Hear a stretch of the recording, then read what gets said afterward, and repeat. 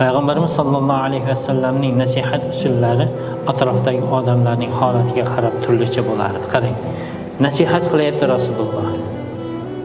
Odamlarning holatiga qarab turib nasihat qilar edi. Odamlarning holatiga qarab nasihat qilar. Bir odam keldida, "Ya Rasululloh, menga bir nasihat qilib qo'ying" dedi.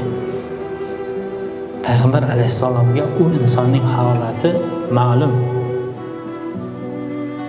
Payg'ambar alayhissalom shunday dediki, baraka topgur, g'azablanma. G'azablanma dedi. Demak, o'sha odamning badjahl ekanligini Rasululloh bilardi. G'azabini tutib tura olmasligini Rasululloh yaxshi bilardi. Shuning uchun unga g'azablanma dedi. Menga bir nasihat qilib qo'ying deganda. Yoki bo'lmasa bir kishi, yana bir kishi keldi, "Ya Rasululloh, menga nasihat qilib qo'ying" deganlarida shunday dediki, ibodatlaringni o'z vaqtida qoyim qilgan dedi. Yo peshinda o'qisa asrda o'qimaydi, asrda o'qisa shomda o'qimaydi. Shunga o'xshagan ibodatga bee'tiborligini Rasululloh bilardi.